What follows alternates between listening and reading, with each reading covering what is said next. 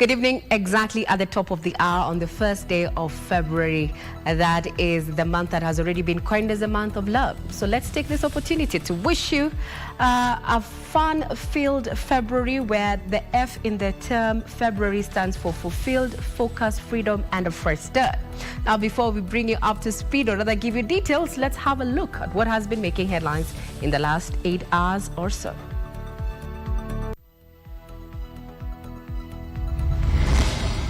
Unfortunately, we lost 2 of them, one instantly and one at the hospital here.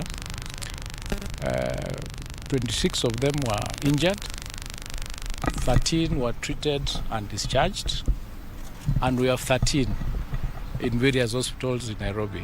Education fraternity thrown into mourning. 2 teachers and 2 learners killed in separate incidences in Nairobi and Manyara counties in the last 24 hours. All arms of security must ensure that our places of worship are protected from unnecessary and useless and retrogressive fights and politics. Let the pulpit be sacred. President William Ruto warns against the use of the church by politicians to advance their political agenda. Reprieve for Nairobi patients. Doctors temporarily suspend the ongoing strike to allow talks as per the court's directive. And the quest for green streets. Meet Noel Meshek, popularly known as Mwenyekiti wa Mazingira. His ambition? To restore Nakuru town's green cover, even if it means single-handedly.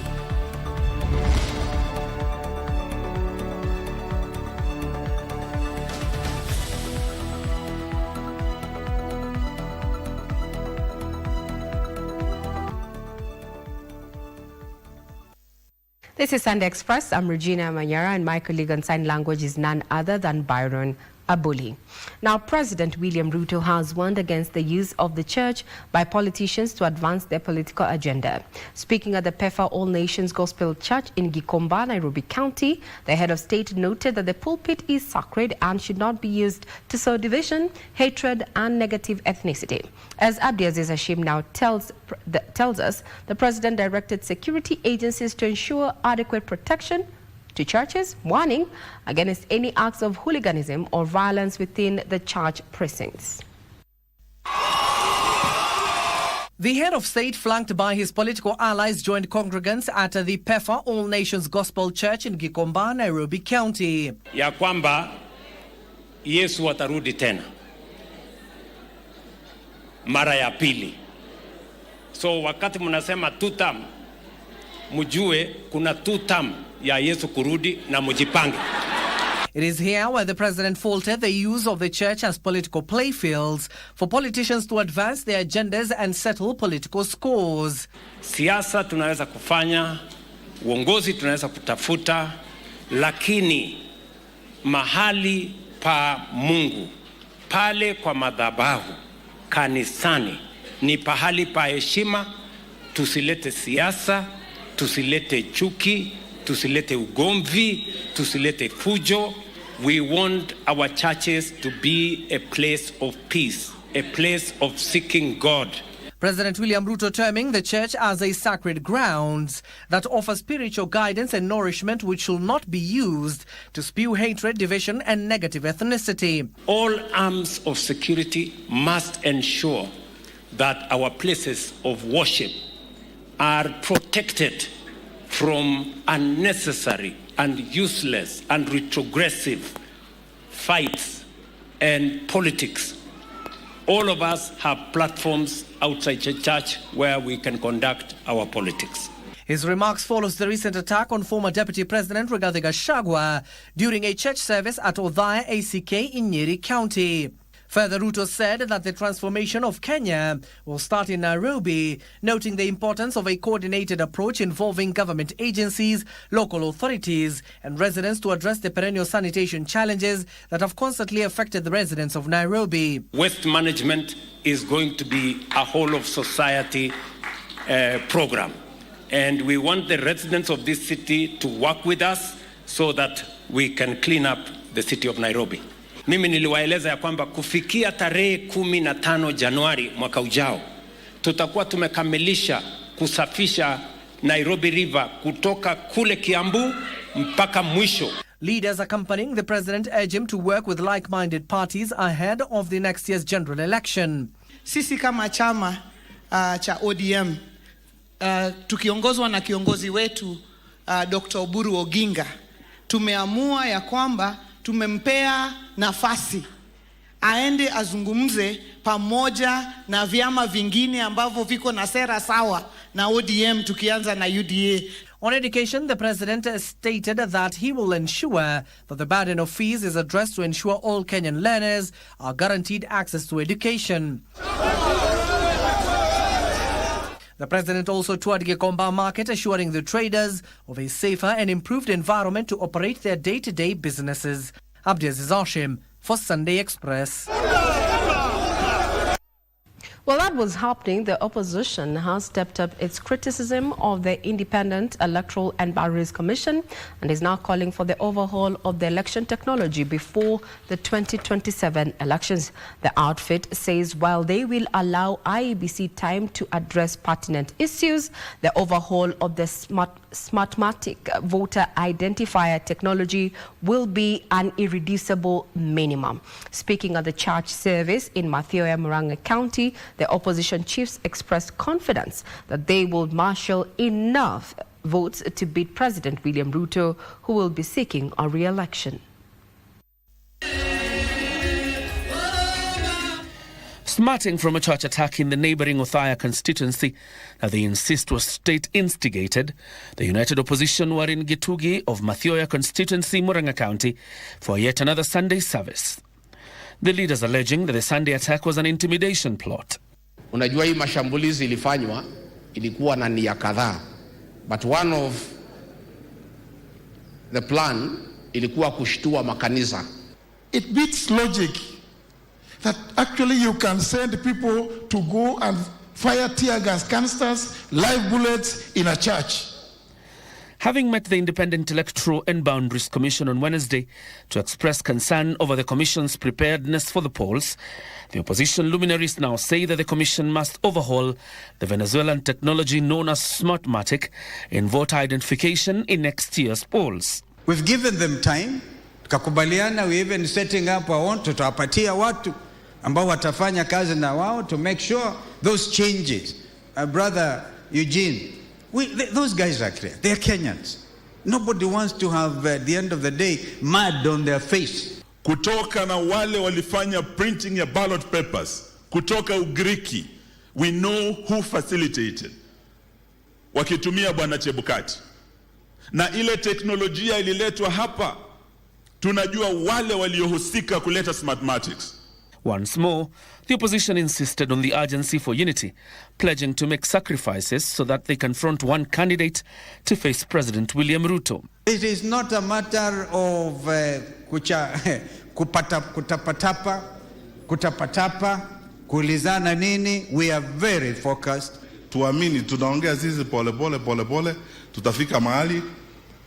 Wacha wetu tatuzungumzia. Nilisema the other day kwamba unajua hii united opposition ni kama boma. Iko nyumba hapa, iko nyumba hapa, iko nyumba hapa. Iko siku tutapanga vile tutaenda Ngurario. Na yule mzee ambaye haya mama ambaye atatuzungumzia tukifika hapo. Na tutamtaja wakati huo. They called on the government to urgently address what they allege as confusion in the education sector as well as in the universal health care. The opposition also staged rallies in Gitugi as the convoy snaked its way through Othaya to Nyeri. John Jacob Curia, Sunday Express. Now from politics, 2 teachers and 2 learners have been confirmed dead in separate incidences which occurred in Nairobi and Nyeri County in the last 24 hours. Speaking in Nairobi, Education Cabinet Secretary Julius Ogamba has revealed that the 2 teachers died after being hit by a public service vehicle in Ngara, Nairobi County during the Kenya Union of Post-Primary Education Teachers elections. In a separate incident, 2 learners lost their lives in Nyeri after a van ferrying 26 school children was involved in an accident. Now, CS Ogamba has expressed sorrow over the incidents, and even as he has assured teachers and learners of their safety and security across the country. 2 families tonight are mourning following a tragic road accident that claimed the lives of 2 teachers in Nairobi. The 2 who were among participants in the Kuppet elections died following an accident in Nairobi's Ngara area when a public service vehicle veered off the road and hit teachers who were standing by the roadside near City Primary School. Education Cabinet Secretary Julius Ogamba confirmed the 2 deceased teachers were from Limani Junior School. Unfortunately, we lost 2 of them, one instantly and one at the hospital here. That means that the school will not have 2 teachers, and the trauma which has accompanied the whole experience of that school is that even the learners are very anxious. On Sunday, CS Ogamba, who was flanked by Teacher Service Commission Chairman Dr. Jamlek Muturi and Kuppet Secretary General Aquilo Misori, visited 3 of the 26 injured teachers currently admitted at Aga Khan Hospital in Nairobi and assured them of full government support. 26 of them were injured, 13 were treated and discharged, and we have 13 in various hospitals in Nairobi. All of them are covered under SHA, and SHA is completely covering all the medical bills that are going to be incurred. In a separate incident in Nyeri County, 2 learners lost their lives after a van carrying 25 students was involved in an accident. Several others are recovering in hospital. And we pass our condolences to the families of both those learners who lost their lives. The government says it is concerned over teachers in Kenya. Lugo Primary is home in Lugo sub-county. Ogamba reviewed because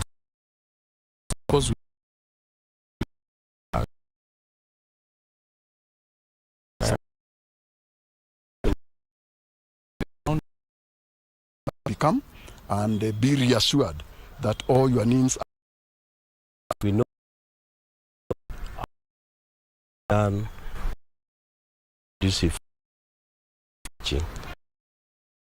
Ogamba noted that 98%, translating to over 1.1 million learners, have already reported to grade 10.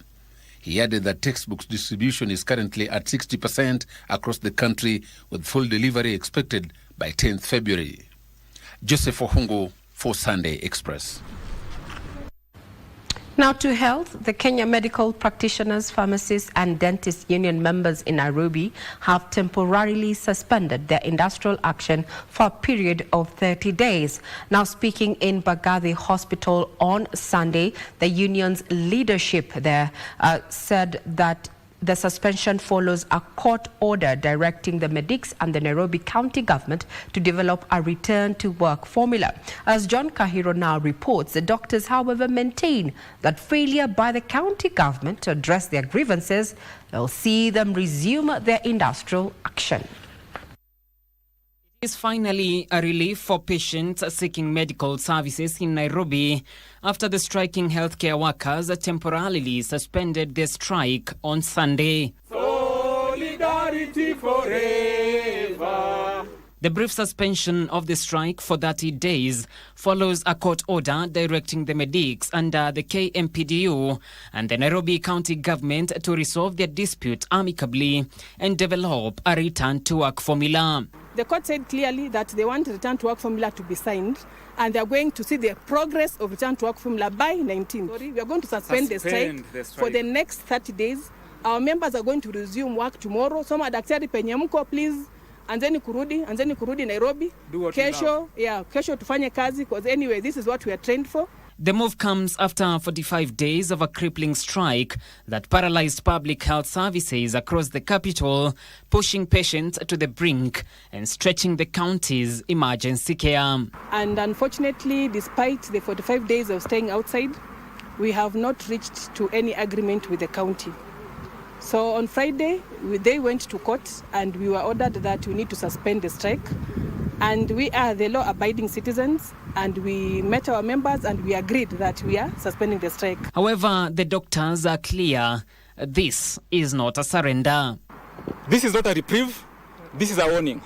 You must do right this time round. Do right by the doctor. Do right by the patient. Because come 30 days, we'll be here again. And we want to remind you, this time round, again, the ball is in your hands. Do right. Led by the KMPDU Nairobi Branch Secretary Dr. Malindi Chao, the doctors have accused the Nairobi City County government of persistent neglect of critical workforce issues, which continues to threaten the stability of healthcare. Among the teething issues raised by the medics include the stagnation in promotions to successive job groups, delayed payment of gratuity for doctors formerly under the defunct Nairobi Metropolitan Services, and an ailing medical insurance cover. We don't have a working comprehensive cover. They have forced us to take SHA. SHA is not working at all. Not for anyone. Members are suffering. Majority of 90% of the Nairobi staffs, employees used to go to Nairobi Hospital, Nairobi West Hospital. As at last week, Nairobi West Hospital withdrew its services. So you can imagine how members are suffering. We cannot access these hospitals. The union has now issued a 30-day ultimatum, warning that unless the grievances are addressed, the doctors will return to the streets. This is a 30-day strike notice. We are giving you a chance. Because, remember, we have been the people, us as doctors and the patients, who have borne the stress of this stress, of this hardship. As you guys were moving around, globe-trotting, as you guys were moving around the country, as we are meeting for the retreats, you have not prioritized life. John Kahiro for Sunday Express. Solidarity forever. Now, it has emerged that 15 street children so far in the last 30 days have lost their lives in unclear circumstances, and human rights groups are calling for speedy investigations. More details coming up after this breather on Sunday Express.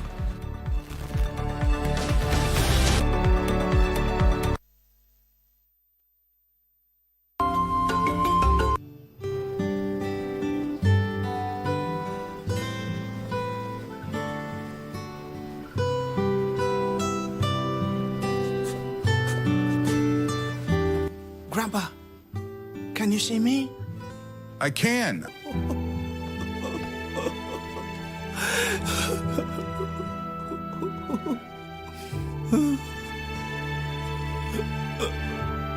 Dr. Chintong, I thank you. It's part of my job.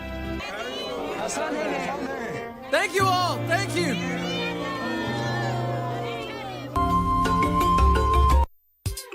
Tunatambulika kwa mandhari yetu ya kuvutia, tamaduni zetu, ukarimu wetu, vyakula vyetu, uchapakazi, na pia kwa sauti tofauti za watangazaji wetu waliobobea. Ibengo niko hapa aka upcoming sponsor.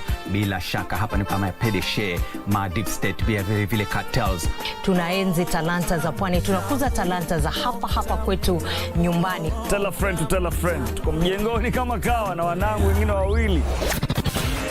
Usikose kutegea 103.1 Pwani FM, stesheni ambayo itakupa fursa ya kupata uhondo kamili wa pwani na kuleta Wakenya pamoja. Pwani FM, tafrija kipwani.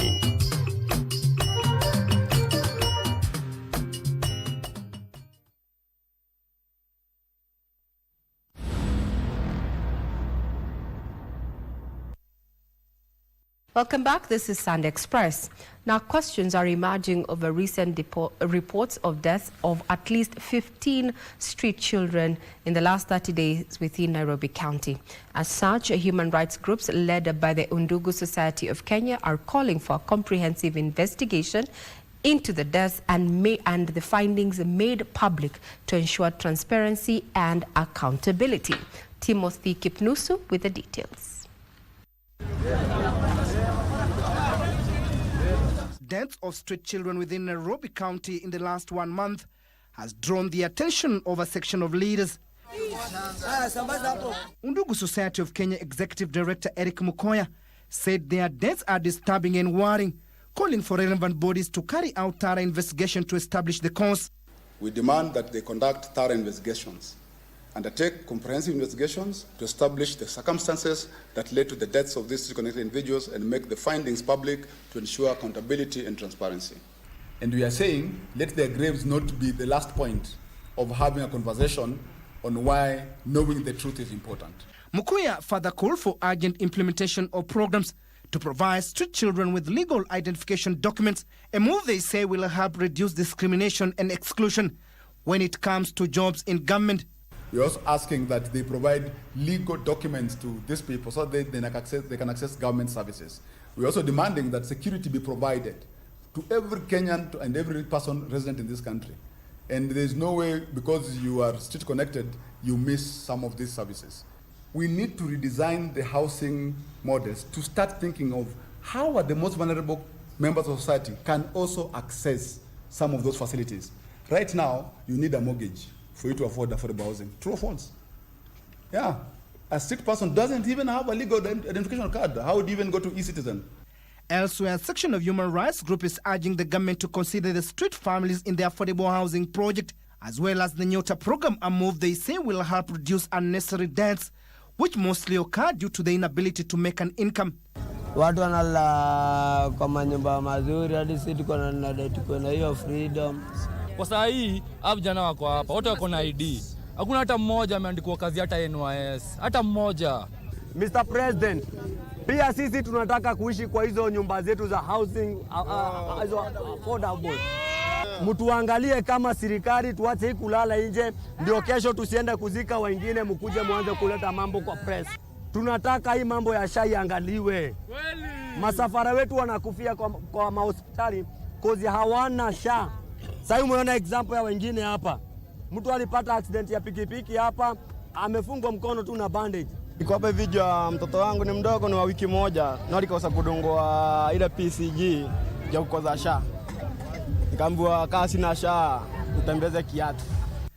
At the same time, the 40 leaders were against an initiative started by philanthropist Agnes Gakure, aimed at helping the street kids who died and whose bodies were still lying at the morgues to get a decent send-off. Ile kitu ningetaka kushukuru ni huyo Agnes Kagore, kwa sababu nimeona upendo yake, ni kama ni mama mwenzetu na ameshikwa na huruma. Ningependa kukashifu sana mambo ya social media, watu ambao walikuwa wanachapa mtu ambaye alitusaidia watu wa street kusaidia katika mambo ya kuzika zile bodi ambazo zilikuwa zimekwama kwenye mochari. Na hata kwa sasa tunaongea bado kuna bodi zingine 9 ambazo ziko wapi? Kwa mochari. Cause nikiangalia zile vitu watu wanaandika kwa mitandao. I wish hata before uandike kwa mitandao ungekuja uniulize. Juu ndio tunaona ukifanya hii shughuli, what happened and why mkazika watu wote one day. Tumekuwa tukizikana karibu kila wiki ama every month. Timothy Kipnusu for Sunday Express. Now, a somber mood in the Manda village, Mangruga, Kikuyu constituency after a 26-year-old man was found murdered and his body died. The family is now demanding justice as police launch investigations into the incident. Shock and grief have gripped residents of the Manda village following the gruesome discovery of the body of a 26-year-old man under the Muguga Railway Bridge in Kikuyu Sub-County. The deceased, identified as William Masharia, was a carpenter by profession. Family members describe him as a peaceful man with no known disputes, raising questions over who could have wanted him dead. Nimepigiwa simu nikaambiwa kuna mtu anafanana na fundi tunafanya na yeye hapo kwa kazi. Nikasema nikuje niangalie ni nani. Kufika hapa nikagundua ni brother.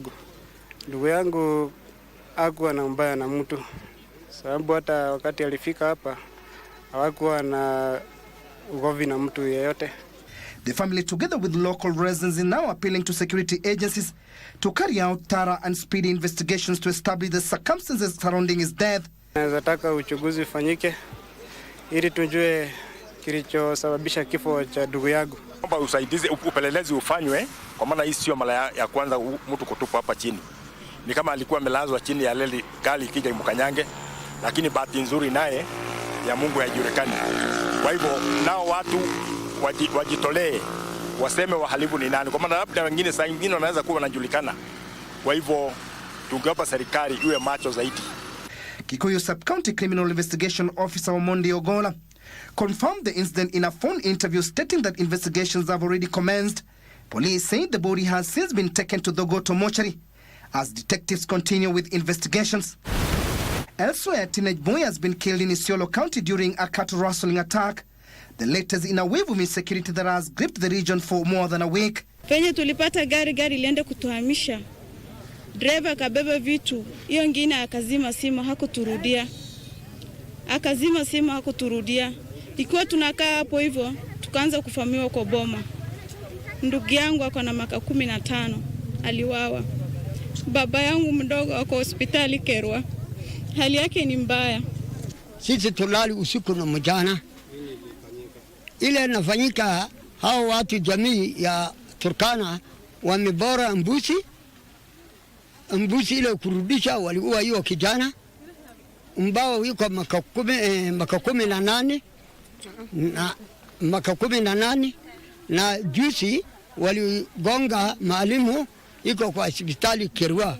The body of Abkadir Mohammed Hassan, aged 16 years, was buried on Sunday at the Tagwa Muslim Cemetery in Isiolo. The miner was shot dead on Saturday evening while herding goats in the LMD area when armed cattle rustlers struck.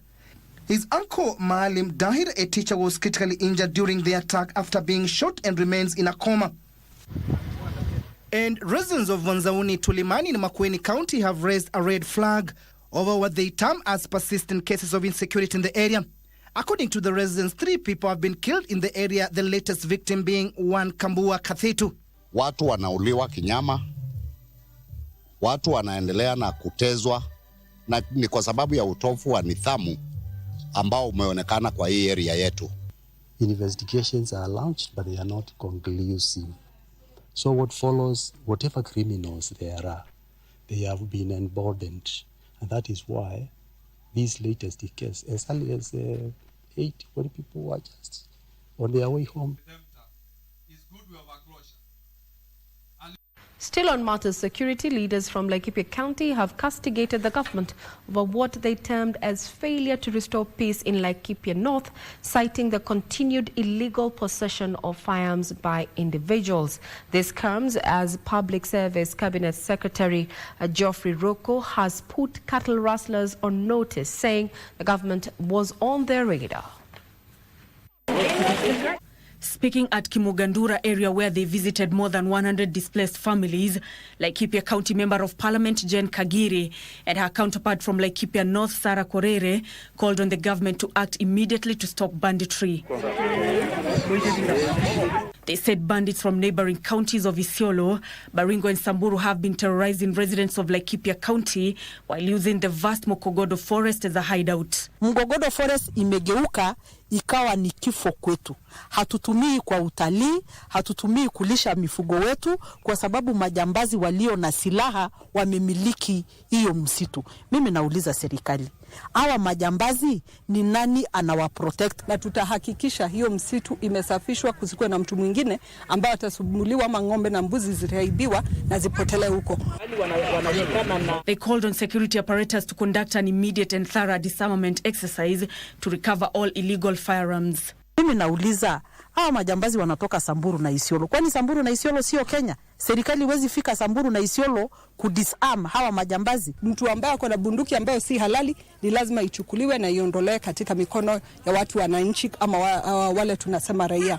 Ya mwisho kabisa pia ni kusema hii wizi ikifanyika ni lazima tuhakikishe hizi ng'ombe zinapatikana. Juu ng'ombe sio risasi ati itapita bila kuonekana. Ng'ombe ni kitu inatembea polepole. According to the affected residents, more than 1,200 sheep and goats have been stolen in the past 1 week, while more than 200 cattle have been driven into Mukogodo forest without a trace. Jumbe ifike mpaka kwa president ya kwamba tumeangamia na sisi hatuna uhalifu, sisi ni mali yetu tunanyang'anywa. Tujai kwenda kupiga mpaka ya kaunti ingine, wala tu ni wao wanakuja kuiba mali yetu. Hao wanafuata sheria ya serikali kwa sababu serikali wamesema msibebe silaha na wakasema wao hawezi beba, wanafuata amri za serikali. So wanalia sana, wanashindwa haje. Raia wengine wanakuja na silaha kiasi hiyo, wanakuja wanawapiga, wananyang'anya mali yao. Sasa hata hiyo mashule imefungwa. Speaking at a different event in Tigania, Meru County, Public Service Cabinet Secretary Geoffrey Ruku said that the government will not relent in the war against cattle rustlers. You have decided to be a criminal in the trend of stealing the cows. The government will come for you. We will arrest you. We will prosecute you. We will jail you for many, many, many years. Nancy Okware, Sunday Express. Now, a traffic accident victim suffers various forms of injuries that could result in years of pain, disability for some, and mental anguish. For Jen Wamboingure, as a road accident survivor, but injuries she sustained in two separate accidents, however, have changed her life. For more than 2 decades, she has battled severe spinal injuries, chronic pain, and depression. Jane and her husband, Christopher Kiru, however, have refused to fall into despair. She's now appealing to well-wishers to help them raise funds to undergo a corrective surgery. Jane Wamboingure, a mother of 4, was born in Vika, Gatanga, Murang'a County. Like many young women, she once dreamed of a normal life. But in 1999, at just 23 years, tragedy struck. Nilipata accident 1999 na pale Vika Sibirosis, gari ikarus control, ikalol, na hapo nilijisikia nikiwa Vika level 5. Kutoka hapo nikaanza matibabu. Hiyo matibabu iliendelea kama 3 months. 3 months nikashidiwa, wakanituma Kenyatta, nikakuja Kenyatta wakanipiga picha, nikaambiwa nafsi zimefail. Jane was treated at several hospitals including Kenyatta National Hospital, Aga Khan, Kijabe and Coptic Hospital. Despite months of treatment, her condition did not improve. She lived in constant pain and nerve damage as a result of the accident. Wakati huo sikuwa najiamusha, sikuwa najiosha, sikuwa najitekeakea kila kitu, ni kufanyiwa kupewa chakula, kila kitu, kuoshwa, ni Christopher alikuwa ananitekeakea. Mbeleni hangekuwa kiweza kukaa, alikuwa tu nikimwacha mimi nikienda kazini na mkuta pale pale ambapo nilimwacha. Halafu lazima mimi pia nitampidua, nimuoshe, nimpatie chakula, na mambo yote yake na mahitaji yote yake yalikuwa juu yangu. In 2008, tragedy struck again. Nilienda nikapata tena accident ingine. Kupata accident ingine 208. 208 nilikuwa tu hadi ile ya kuenda kutafuta, sikuwa nimepona vizuri, nilikuwa naenda na scratches. Ilikuwa pale Mudhurwa, ukicross hapo Mudhurwa. Gari ilikuja kama imenipita, ikanirusha side. Nikapelekwa Coptic Hospital, nilijisikia nikiwa Coptic Hospital. Coptic Hospital walisema nimegongwa spinal cord. Her health quickly deteriorated. After this second accident, Jane was confined to a wheelchair for over 10 years. The physical pain was unbearable and the emotional toll even worse. In 2008, she was diagnosed with severe depression.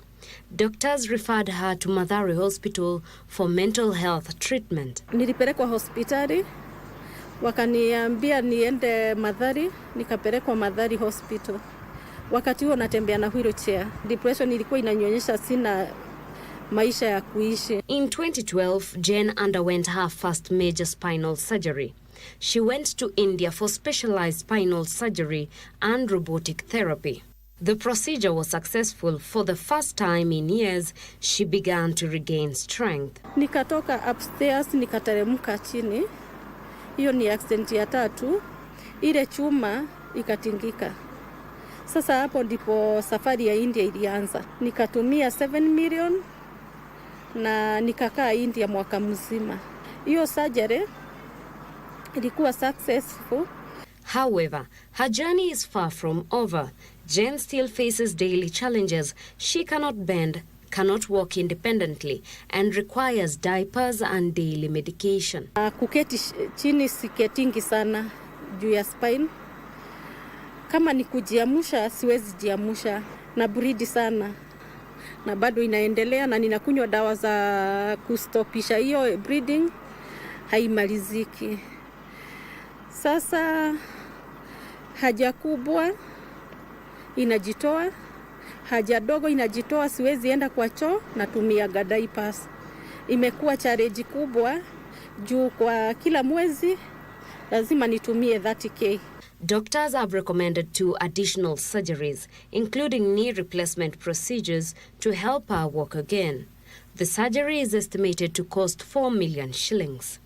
Her family is appealing to well-wishers to help her raise the funds so she can undergo the treatment she needs to regain her mobility. Tumejaribu kutafuta hela, zimekosekana. Najiomba kwenu, munipe usaidizi tu kidogo ili niweze kutibiwa. Tunaomba msaada juu safari haijaisha. Bado wanahitaji matibabu. Tumpeleke pale India ili aweze kujifanyia kazi zake. Na pale India tunahitaji tuwe na zaidi ya milioni 4. To support Jane, you can channel your contribution through paybill number 400200, account number 898219, or through send money on 0713648262. For Sunday Express, I am Teresa Mutai. You know, they say a giving hand is always open to receive, and should you actually want to help transform Jane's life, she has done what she can, but now she's appealing to you and I. The requisite numbers to actually send your contributions towards this. You can either do pay bill number, that is 400-200, account number 898219, or send money directly to this line, that is 0713 64 8262. Further details are also going to be available on our website, that is www.kbc.co.ke. For now, we take a quick breather, but we'll be back with more.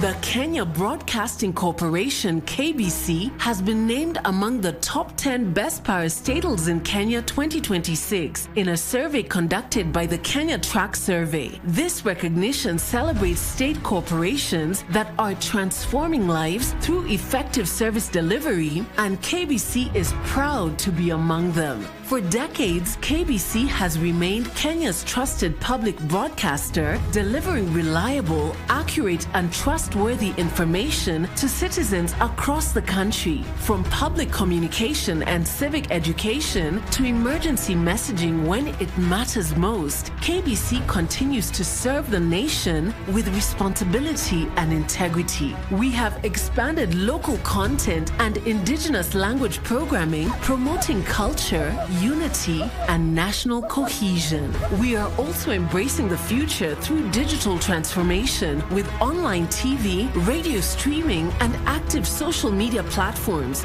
bringing KBC closer to you anytime, anywhere. To our loyal viewers and listeners, we say, KBC, informing the nation, connecting Kenya.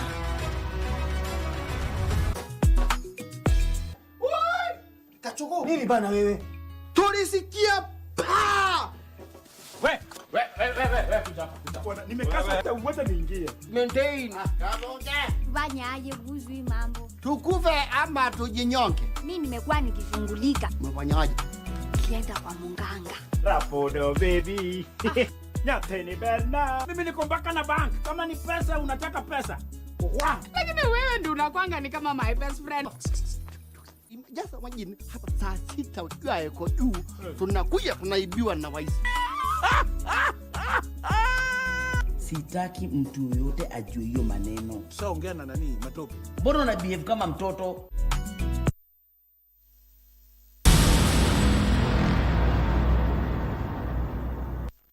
Now, green spaces in towns and cities within Kenya are rapidly disappearing due to encroachment by private developers. For Noel Meshek, popularly known as Mwenyekiti wa Mazingira, he is on a mission to plant 60,000 trees along the streets of Nakuru County, and he's already halfway there. In Nakuru County, KBC team meets Noel Meshak, popularly known as Mwenyekiti wa Mazingira, tending to trees along Masai Lane.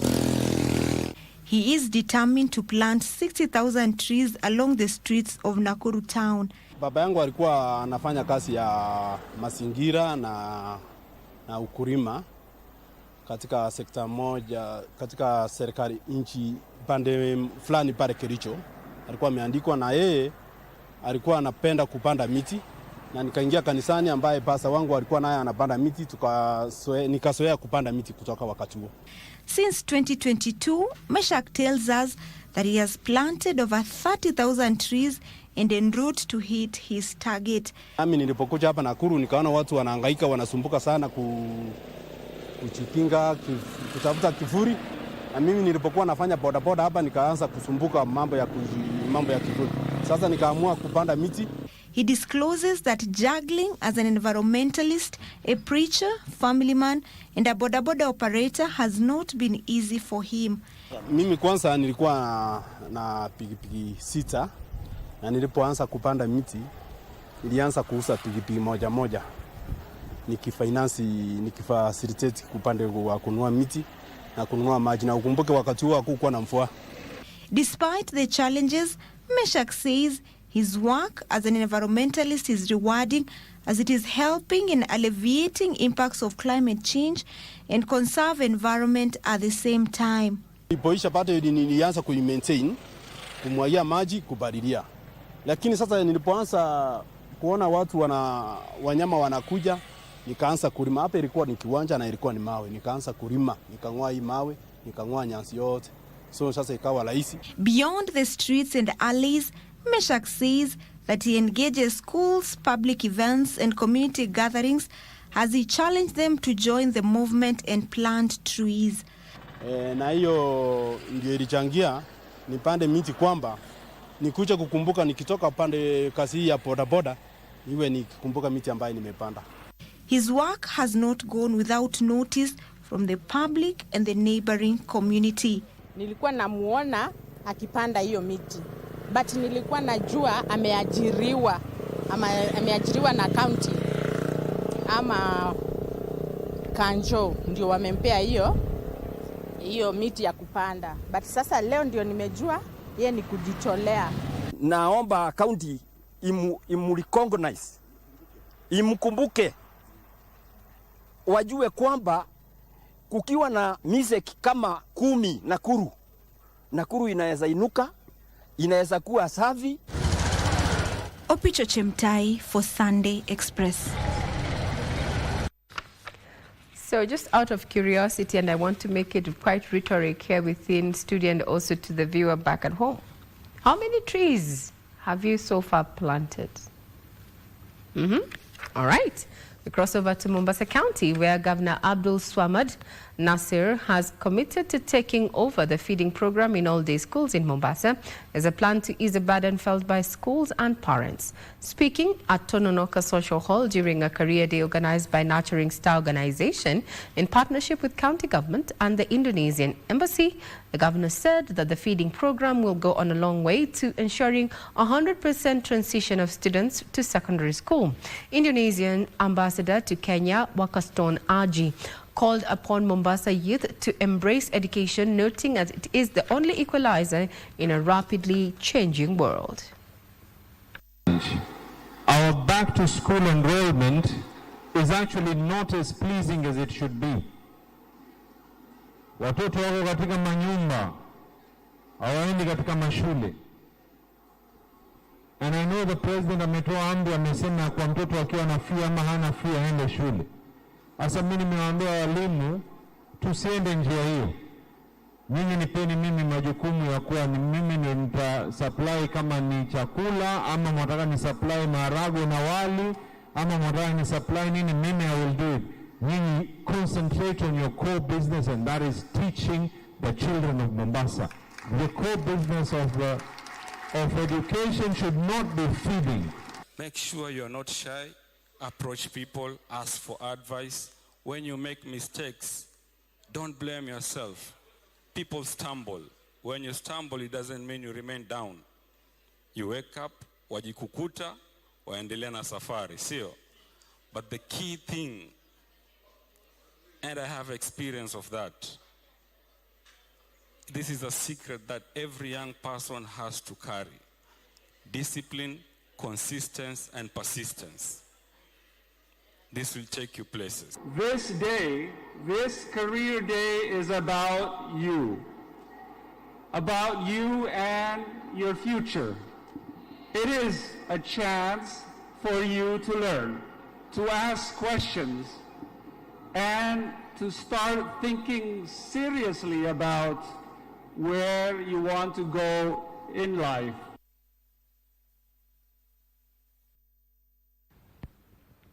Now, the price you pay for unga, milk and eggs may be decided far from the market in a remote firm running on diesel engines day and night. We're talking about the Kalana Kulalu Irrigation Scheme, where now a multi-billion shillings electricity project aims to switch that fuel bill to power lines, a move that officials say could cut production costs and expand farming, as well as ease pressure on food prices. Here's Ben Chumba with that report. In the heart of one of the regions, food is being grown, but at a heavy cost. At Galana Kulalu, diesel engines run day and night to pump water for irrigation.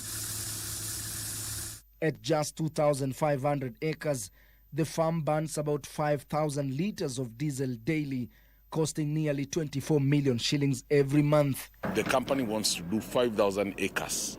That means that they will be using, if we don't bring power, they will be using 48 million shillings on diesel alone. If we had power, that costs, they will be using about 12 million shillings per month. And expansion without cheaper power will push that bill even higher. Acres at a cost reflective input, then we need to bring on serious enablers, and one of the main enablers here is energy. Energy, not only rainfall, is now the deciding factor in how affordable food can be. To change that equation, government is extending grid power more than 50 kilometers from Weru to the irrigation scheme. The project starts at Maridisora and terminates at Garanakuraru farm. It's divided into 4 lots. We have the first lot where we are taking power from Maridi Solar Energy, where we are going to step it down from 220 to 66 kilovolts. Then we are going to transmit that power for 54 kilometers across Garana River into lot 4, where we are going to step it further down to 33 kilovolts. From there, we are going to drop that power to the farm, where now the farm is going to utilize that power for food production. The 2.8 billion shillings electrification project is being implemented by the Rural Electrification and Renewable Energy Corporation, REREC, through new substations and high-capacity transmission line. We have contracted 4 contractors, and therefore we have Lot 1, Lot 2, Lot 3, and Lot 4. We are making payments for this project on certificate, making sure that you are only paid for what you have done. And we are having a team, a specialized team from REREC, KETRACO, and Kenya Power that have been stationed in this project to ensure that from Lot 1 to Lot 4, nothing goes wrong and that we implement this project within the timelines in the contract. Reliable electricity does more than keep pumps running. It changes how far the project can grow. There is a stopgap measure we are doing to allow us to have power by May, end of May. By June 1st, we want to have power here at that 3 kV. But the long term, the medium term, this main project, the stepping down from 220 to 66 to that 3, that project, all the transformers, everything else should be done by September this year, latest December this year. So those are the timelines that we are working with. The government has already allocated this money in total to ourselves. As an organization, we have a responsibility to ensure that all the resources we have are properly utilized, especially the money. With grid supply expected on site, irrigated acreage is projected to double fast, then scale significantly.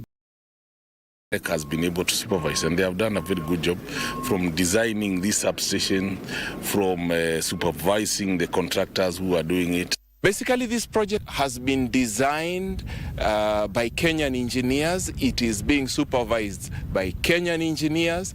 So it is literally a project that we are all proud of as a corporation and as a country.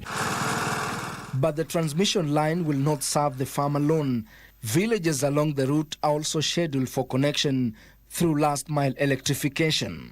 We have identified over 35 villages.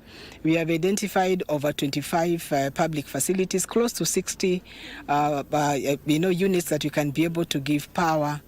And we have done the designs and we have done the costing. From coastal solar fields to irrigated farmland in Galana Kulalu, Kenya is betting that electricity can do more than light homes.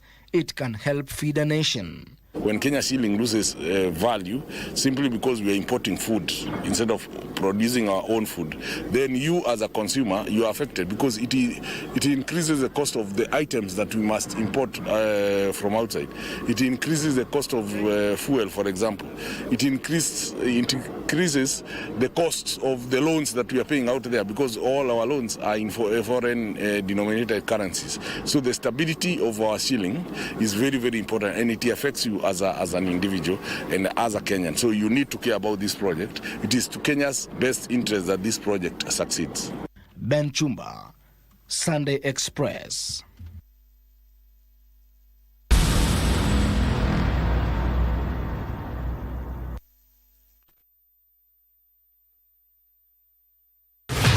Je, wewe ni mpenda soka? Na je, wajua kuwa KBC mwenzio wako wa dhati michezoni anakujali?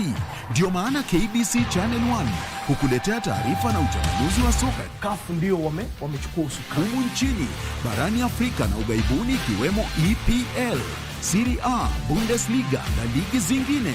Mashabiki pia hutuzwa kwa kujibu maswali kuhusiana na soka.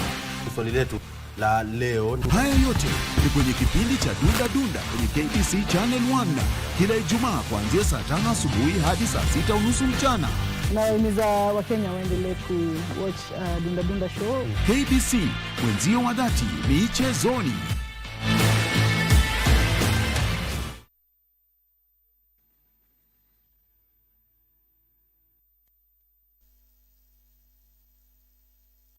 A very good evening to you. My name is Daniel Wahome and welcome to Sunday Express Sport.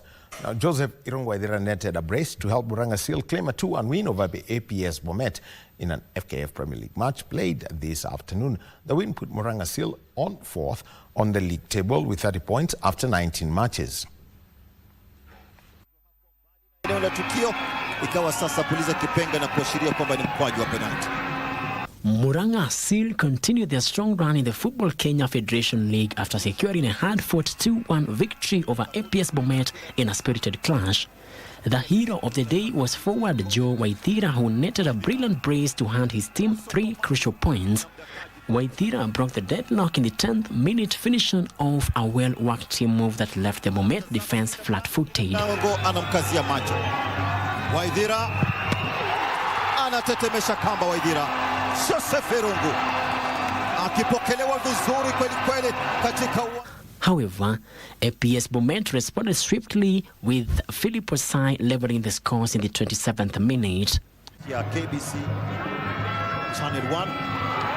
Bao linapatikana vizuri kabisa mtazamaji. Pasi na matarajio. Waithira rose to the occasion once again, calmly netting his second goal in the 83rd minute to seal victory for Murang'a Seal.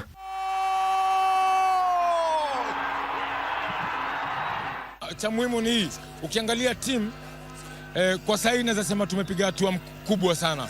Vile tunacheza, vile tunazuia na pia vile tunaenda mbele. So kutoka hapo ndakuwa naendelea tu vile vitu tumekuwa tunafanya na najua mambo yetu itakuwa poa. Tuna play home na home lazima tuko na advantage kucheza home because tuna mafans wetu na wanatupush sana na it's a good show for the boys.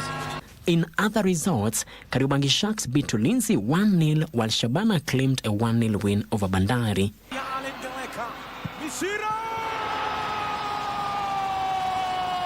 Frederick Muki for Sunday Express.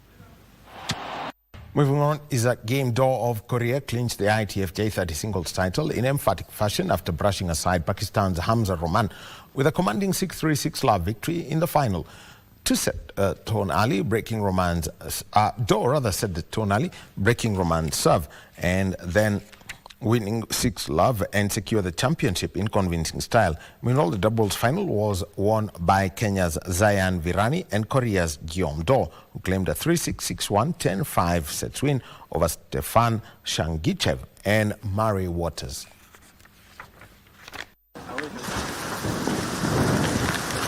I'm gutted that I lost after so long, but it's I take all the positives from it rather than the negatives, and I move on towards the next weeks, the coming 2 weeks.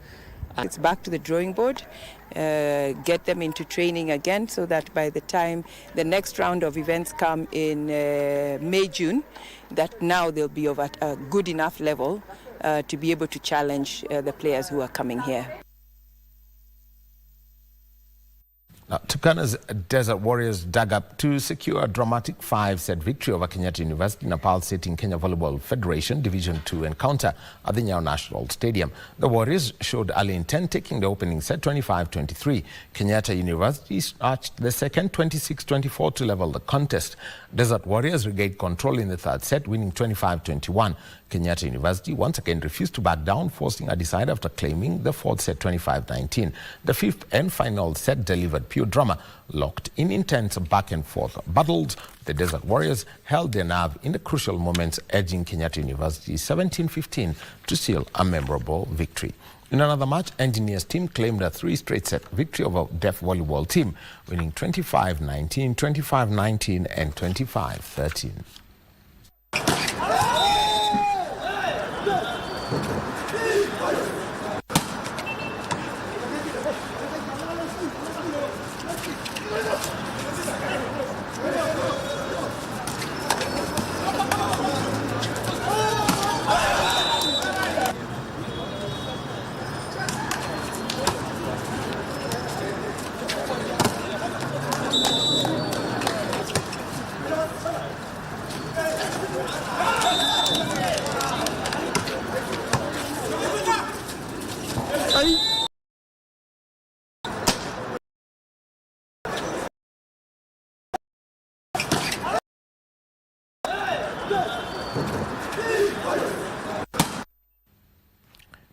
And Leeds United are the champions of the third edition of the 82 Ultimate Cup after edging out Tusker Youth 4-2 on post-match penalties and following a goalless draw in regulation time in a final played at the Police Circle Stadium in Nairobi. Tusker Youth took control of the match early from the onset, dominating possession and dictating their lead tempo. Their best chance came in the 41st minute when they were awarded a penalty, but the opportunity was squandered in the first half, ended without a goal.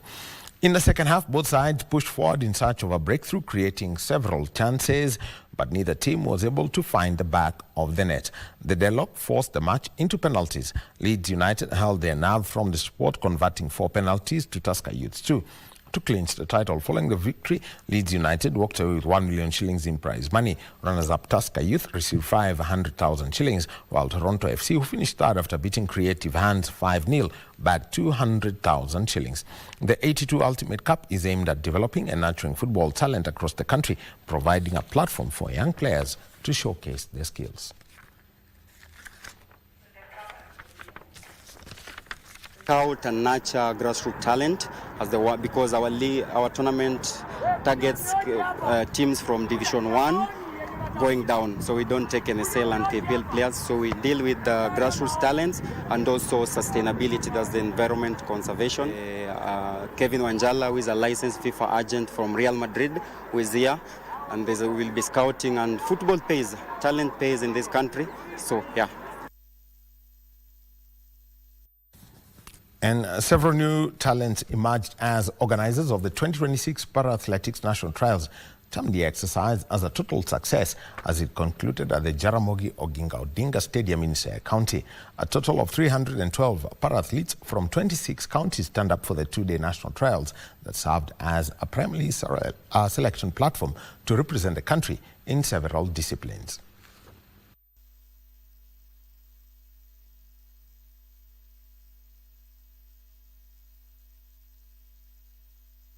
Tunaenda kuanza qualifiers ya LH. So mimi mwenyewe ile kitu tu kidogo ambayo naenda nifanye ni kuhakikisha kwamba nimeenda kufanya more speed work. Nimekuwa mzuri, nimekimbia, nika-win, nime-qualify, naenda kuwakilisha taifa letu kule nchi ya Dubai. Nafurahia sana kwa sababu I exceeded in the running and I joined the training. We need to go all through the counties. We are so happy, we are so excited because the number is huge. The number of attendants, the number of people that have come. Athletes wameparticipate mzuri.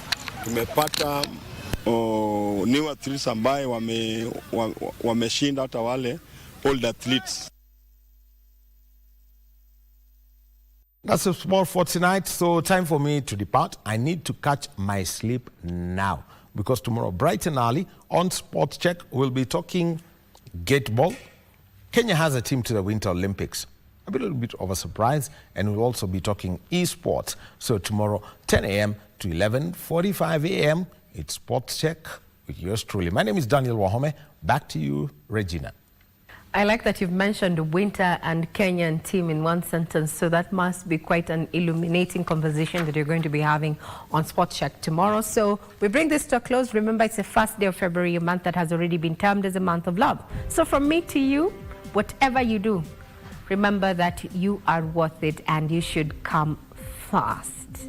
Have a fantastic start of the month and have a great week ahead. I'm Regina Manyara. Have a good one.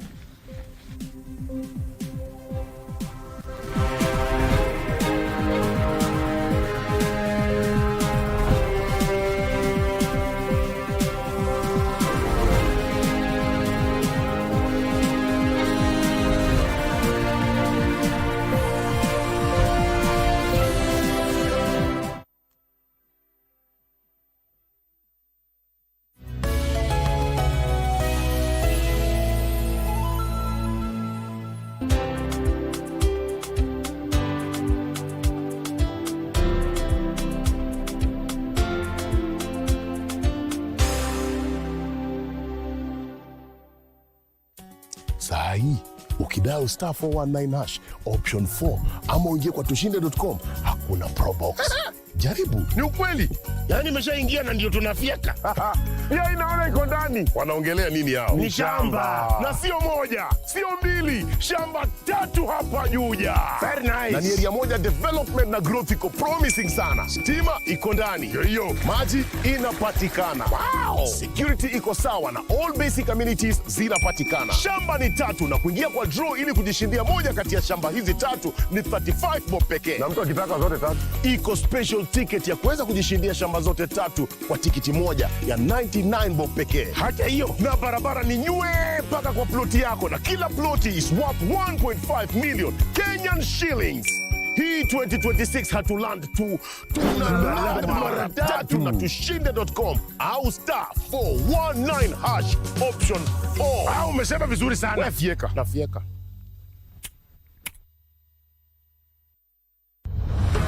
The Kenya Broadcasting Corporation, KBC, has been named among the top 10 best parastatals in Kenya 2026 in a survey conducted by the Kenya Track Survey. This recognition celebrates state corporations that are transforming lives through effective service delivery, and KBC is proud to be among them. For decades, KBC has remained Kenya's trusted public broadcaster, delivering reliable, accurate, and trustworthy information to citizens across the country. From public communication and civic education to emergency messaging when it matters most, KBC continues to serve the nation with responsibility and integrity. We have expanded local content and indigenous language programming, promoting culture, unity, and national cohesion. We are also embracing the future through digital transformation with online TV, radio streaming, and active social media platforms, bringing KBC closer to you anytime, anywhere. To our loyal viewers and listeners, we say,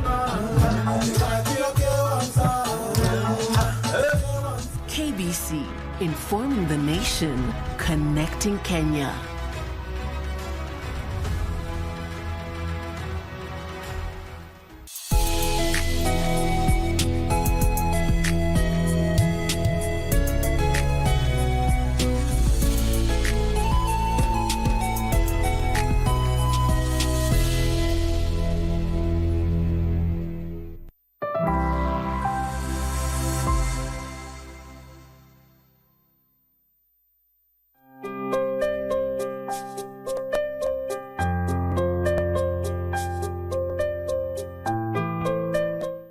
Hello good people, this is Save a Life. Tunazidi kubadilisha maisha Kenya nzima. And thank you for your continued support. May God bless you. Because I know you sacrifice. I know you don't give because you have a lot. Thank you so much. My name is Dr. Joseph Moremi. Tuanzia na follow up ya Kezia. Kezia tumemrudisha hospitali this Tuesday. Na kuna Dr. Thuku. The surgeon alifanya surgery. So far, she's doing very well. And thank you so much for your support. She's happy. Na God has been faithful. That Kezia. Tukimaliza na Kezia, tunatembelea ule jamaa mwingine Ishmael. Ishmael saizi ukimpata akiwa busy akipika chapati, akispin chapati, he's busy, he's happy. And this is what we are doing at Save a Life. Anaendelea vizuri, alipona kabisa. God has been faithful. Ule jamaa kutoka kule West Pokot, Wafula, alitumia picha. He's doing well, very well after major surgery, and God has been faithful. Unakumbuka ule mzee Charles kutoka kule Kiambu. He's doing very well, and God has been faithful. Tutembea Kenya nzima kubadilisha maisha. Kuna ule jamaa pia kutoka kule Butla. He's doing very well, and God has been faithful. And this is what we are doing at Save a Life. Tunazidi kubadilisha maisha Kenya nzima. Tuangalie tribe, race ama religion. Tutembea Kenya nzima. Na pia kuna katu tunashughulikia kutoka